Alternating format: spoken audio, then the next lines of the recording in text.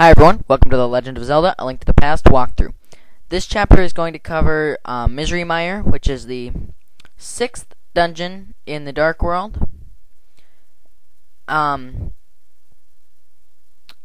technically you could have done this dungeon before you did the Ice Palace, and the item you get there might have made the Ice Palace a little bit easier. However, Mire has some tough enemies, and it's really nice to have the blue mail here. So, with that being said, there's also an item that could have gotten last chapter, but I forgot to record it or get it. So, I'm just gonna get it now. So, if you have not gotten it yet, and it is the last bottle, you want to go to the light world, warp to number 3 using your ocarina, head up into the forest, head into the portal, and head back down. So we're gonna head back to the house where we got our tempered sword from, and that was actually in the light world where we got our tempered sword. So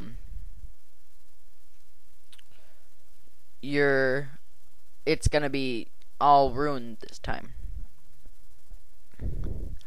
So when you head up there now, there will be a little chest inside. It looks like a treasure chest, but you can't open it because it is locked.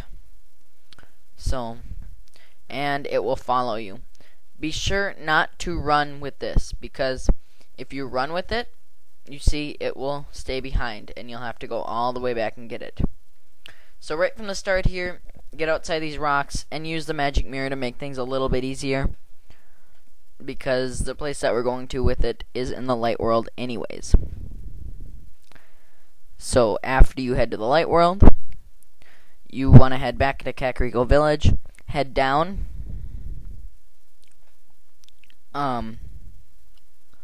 jump down again, and then head to the right. From there, you can just head down, and in this area, in the beginning part of the forest, you can head all the way to the right, and then head down, head down, lifting the big rock over there.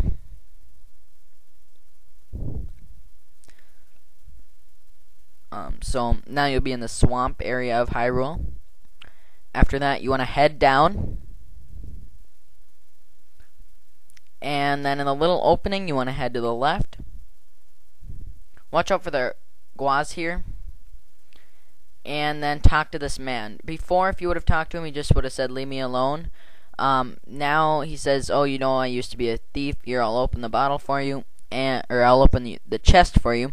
And it gives you the 4th and final magic bottle. So now that you've got all of those, before we head to the dungeon, you're probably going to want to go buy a red potion or something like that. Especially in this next dungeon, you might even want a green potion. So, anyways, use your flute here. And then head to number 6 on your map. It might be kind of hard to see, but it looks like it's in the desert. And right here, if you would have traveled here before, you wouldn't have been able to do anything. So just lift the stone on the right, and then head into the portal. Now here, it will look very swampy, and there'll be a new enemy here called Landmolas, and if you have been paying attention to the walkthrough, then you will notice that that is the same name as the first boss, or the second boss, and they look just like him. So anyways, you'll get to a big platform. You want to head to the left of that and head into the area. You'll see 2 chests here. Push the blocks as I do in the walkthrough. It shouldn't be too challenging of a puzzle. And then open the chests for piece of heart number 21 and a red rupee. So after you have those 2 things,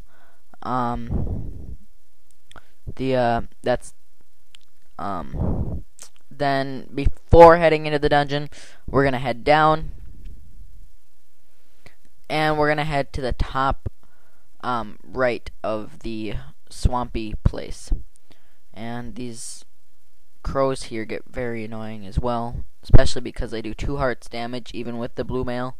So yeah. So when you head up here, you want to pull out your magic mirror, as it looks kind of suspicious. If you do it right in the center of there's a big rock there, so you're not going to be able to, it'll just send you back. So you want to head a little bit to the left of where the rock is, and then you want to pick up the rock and head down into the area here. And you'll see there's a piece of heart there. This is not a very hard puzzle at all. Just push the blocks to get over to it and get piece of heart number 22. So only 2 more pieces of heart. You're really close. After that, you can head back into the portal that you made, and now we are going to tackle Misery Mire. I really don't like this dungeon. The layout of it, the boss is pretty fun, I think, but the rest of the dungeon just kind of sucks. But anyways, when you get onto that platform thing, you want to take out Ether. This is the only part of the game where you need Ether to actually advance in it. So if you haven't gotten Ether yet, make sure you check chapter 8, because that's where we got it. And then head into the dungeon. So in here, not much. Take out your Hookshot, and now there'll be yellow gels, and they're not any different than the green and the red ones, just a different color.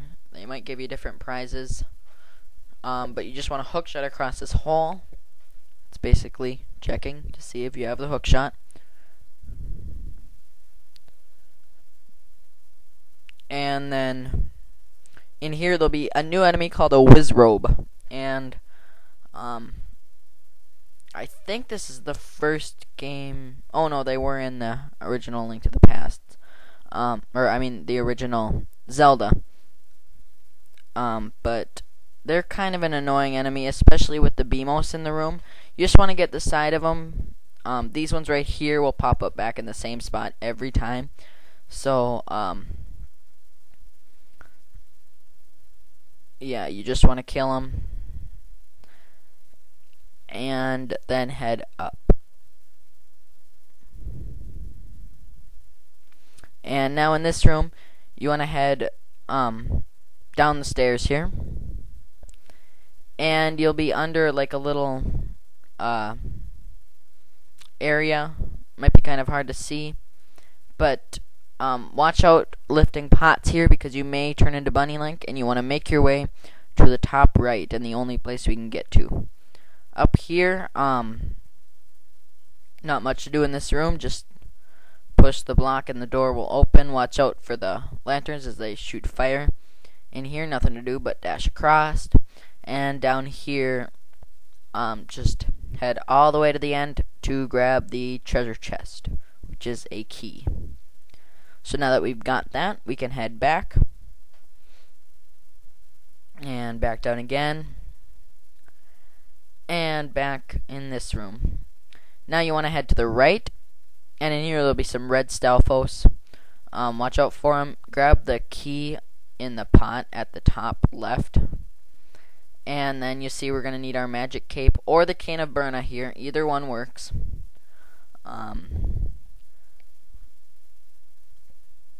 You might prefer the cane of Burna, as it will also kill the enemies as you go.